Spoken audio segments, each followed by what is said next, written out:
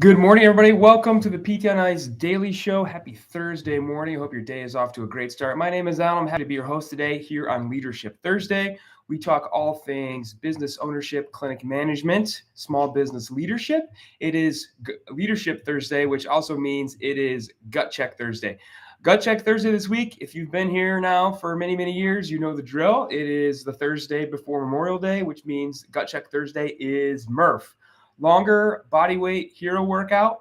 If you've been in the CrossFit space or really the gym space for the past 20 years, you've probably at least heard of this workout, let alone you may have done it a couple times. It is 1 mile run. In the middle of the run, it is 100 pull-ups, 200 push-ups, 300 air squats, and then at the end, sandwiched in, is another mile run.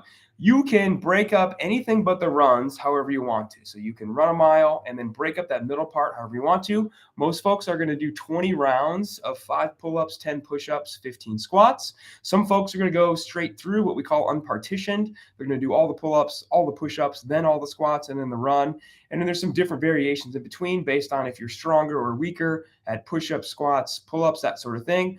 But however you shake it out, you end up doing 100 pull-ups, 200 push-ups, 300 squats, and then out the door for your second run. If you're able, if you've been doing CrossFit, if you've been doing MRF for a couple years, and you can do MRF in maybe 40 to 50 minutes, then some folks might consider adding a vest, a 20-pound vest for gentlemen or a 14-pound vest for women. So that is MRF. Before we get started today or talk about anything else, speaking of exercise, I want to give a shout out to fitness athlete faculty member Kelly Benfey. She's down in Australia, New Zealand. She's getting ready to compete this weekend, Memorial Day weekend, actually starting today, her first event with her team for the Torian Pro, the CrossFit semifinals. You can watch her and her team, Team 64, all weekend long. 4-person team events. So teams go on Thursday, Friday, Saturday. So you can catch Kelly. You can watch that for free on YouTube. Plenty of streams going on. We'll be posting some more information about her specific events and their times later today as well. So make sure you check out and support Kelly. Courses coming your way. Some online courses starting after Memorial Day. June 5th, we have Fitness Athlete Essential Foundations. That's the course that I teach, 8 weeks online, entry-level experience to all things fitness athlete. If you're trying to work with CrossFitters, powerlifters, Olympic weightlifters, that is the course for you. We're going to talk about all of the movements involved, points performance, coaching cues, corrective exercises.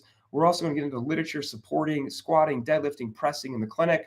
We're going to talk a lot about recovery, nutrition, diet, and sleep. So check that course out. That same day, June 5th, you also have a chance to catch Justin Dunaway for persistent pain management or Morgan Denny for primary care physical therapy. Those all start June 5th. And then live courses coming your way. We have a busy summer and an even busier fall. The weekend of June 3 and 4, that's the weekend after Memorial Day. You can catch Alexis Morgan down in Hendersonville, Tennessee for Pregnancy and Postpartum Live. Jordan Berry will be in Charlotte for lumbar management at Onward Charlotte. You can catch Zach Morgan out in Casper, Wyoming, also for lumbar management. And then Paul will be down in Alpharetta, Georgia, about an hour north of Atlanta for dry needling upper body. And then the weekend of June 10th and 11th, you have another chance to catch Paul also for dry needling upper body, this time in Baton Rouge. You can catch Older Adult Live in Missoula, Montana with Alex. Or you can check Bike Fit in Minnetonka, Minnesota. That'll be with Matt Keister. Rehab and Injured Runner Live will be in Pittsburgh that weekend. Fitness Athlete Live will be in Brooklyn, New York. And then Cervical Spine Management will be in Paoli, Pennsylvania, about an hour west of Philadelphia. So plenty of courses coming your way, ptnis.com. Check out all of our courses. Check out all of our free resources on the Resources tab. Okay, today's topic. This is a carry forward, a continuation of an episode 2 weeks ago, Mysteries of Medicare Part 1. We talked about literally what is Medicare, how to conceptualize it, what it is, what it offers as benefits to patients, and who you might see carrying that coverage come into the clinic.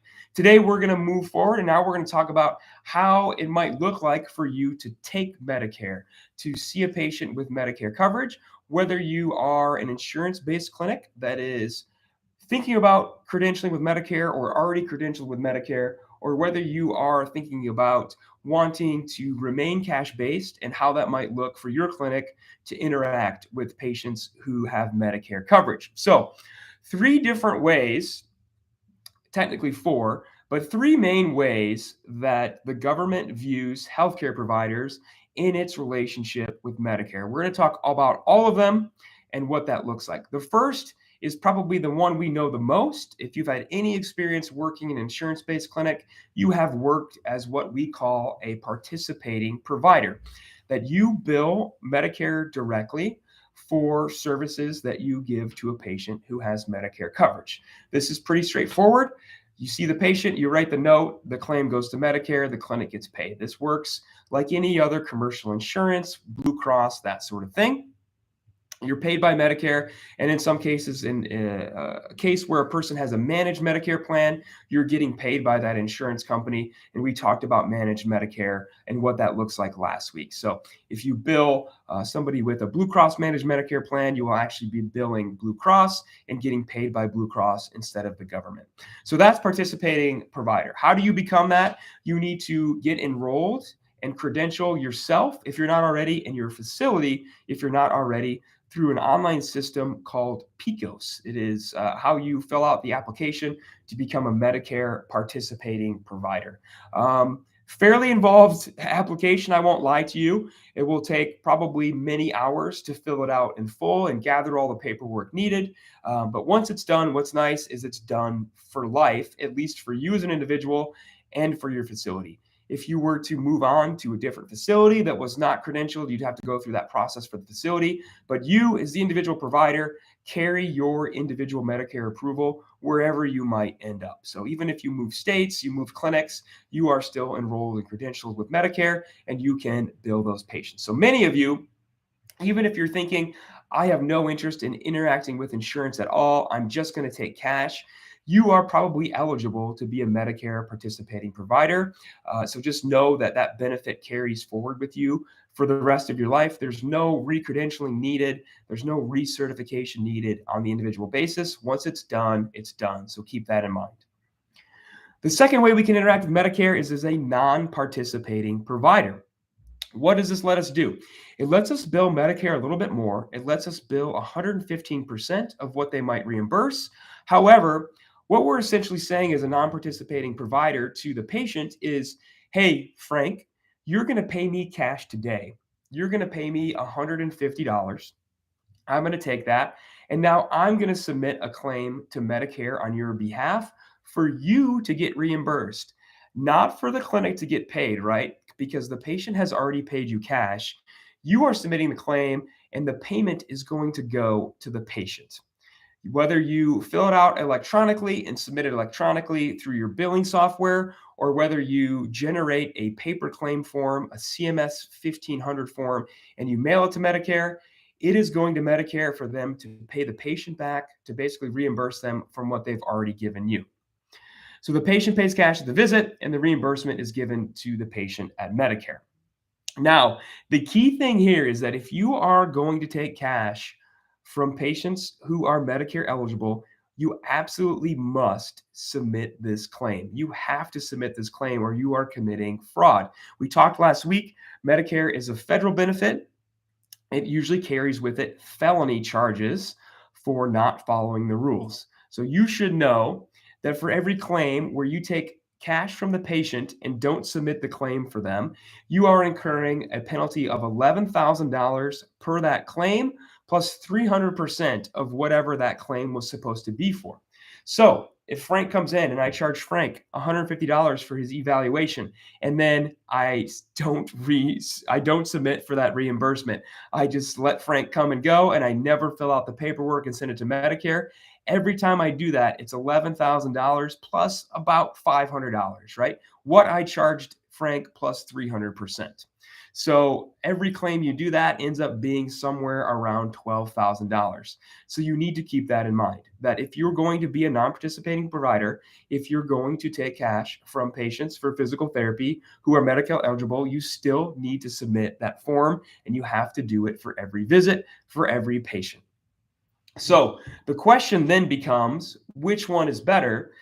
And to me, it's a matter of time. At what point does the time I spend generating those claim forms and submitting them to Medicare for the patient to get reimbursed, at what point does that time cost now exceed if I was just a participating provider and I billed Medicare directly. And there's going to be a point at which you are now spending more time doing these individual claims to help that patient get that reimbursement versus if you were just participating and you just sent the claim in and got paid directly. So there's a time trade-off there. And if you want to see these patients, you'll need to figure out at what point is it now more worth it to do the work to get enrolled versus just doing these one-off reimbursement claims.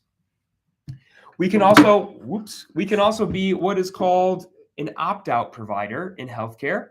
This is where you take cash from the patient and you do not have to submit a claim for reimbursement.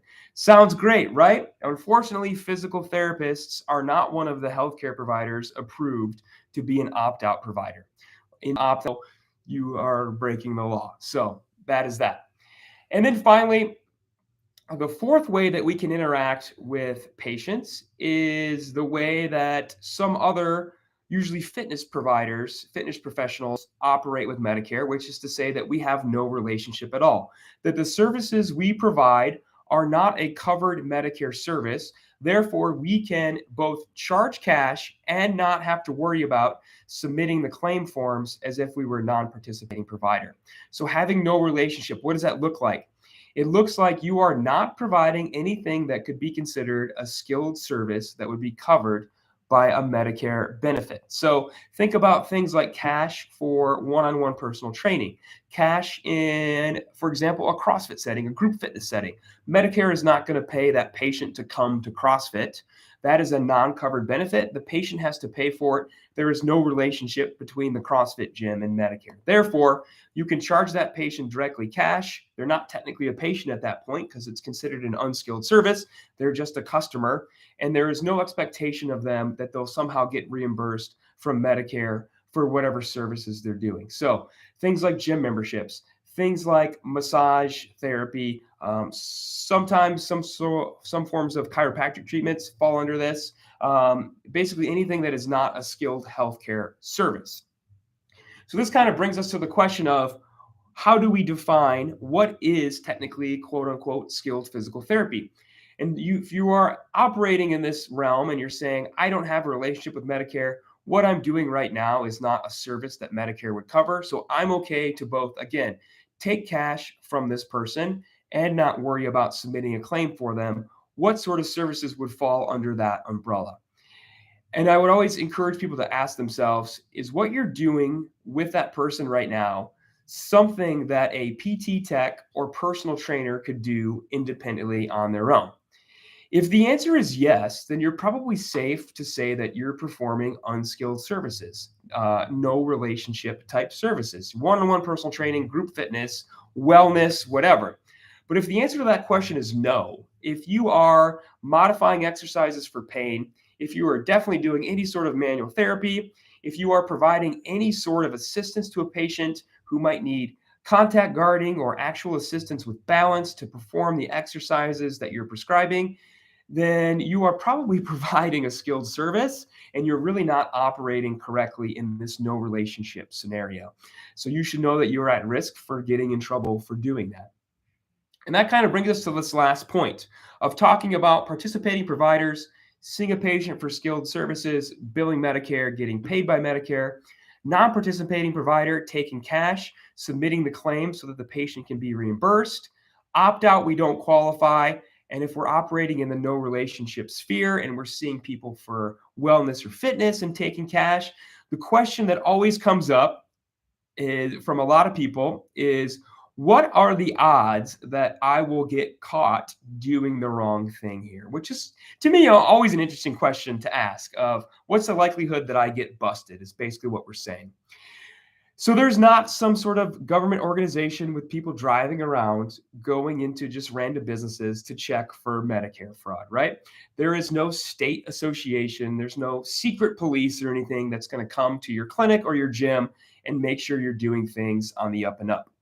If you are a participating provider with Medicare, they will come and check on your facility every now and again, but they are not watching how you treat patients, what you do, how you bill. They are looking to see, is this actually a real place? Is this not just some sort of front with, cardboard furniture? Are real people coming here? Are there bathrooms, working lights, that sort of thing? But they're mainly checking the physical integrity of the facility. They're not checking of what you're doing, what you're billing, what you're treating, that sort of thing.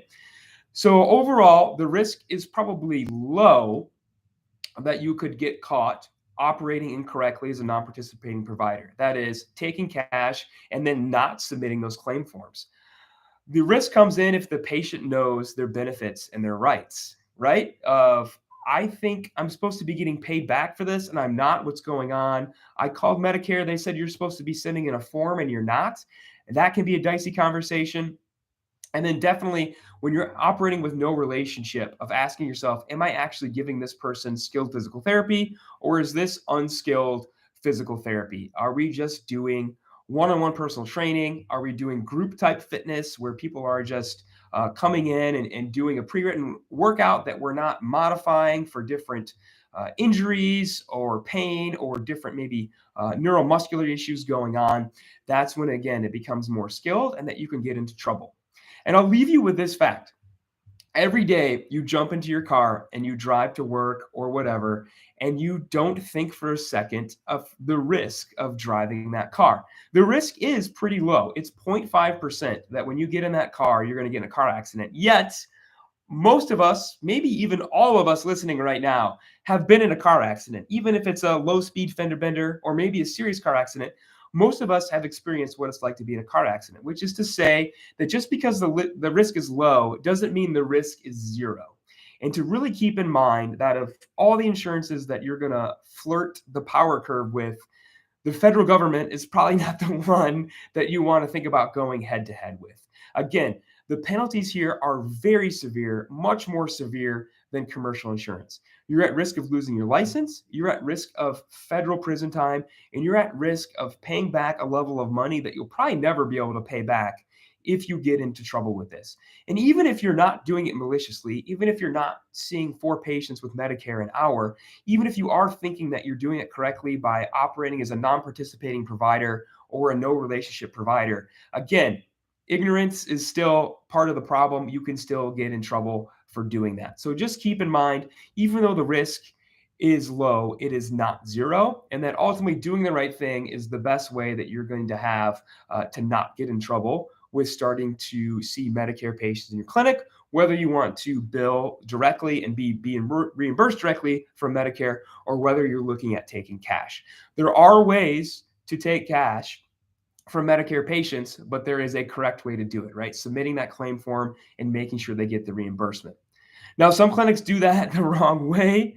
They take cash, but they don't charge the patient in the moment. They submit that claim form, and then, oh no, the patient gets paid the money. And now you're hoping the patient will be nice and pay you all the money they owe. So if you are going to operate as a non-participating provider, make sure that you're charging at time of service every time. And then again, make sure you're being compliant by submitting that claim form so that that patient gets their reimbursement. So that's how physical therapists can interface with Medicare, different ways to either bill directly, be reimbursed directly, or get reimbursed cash.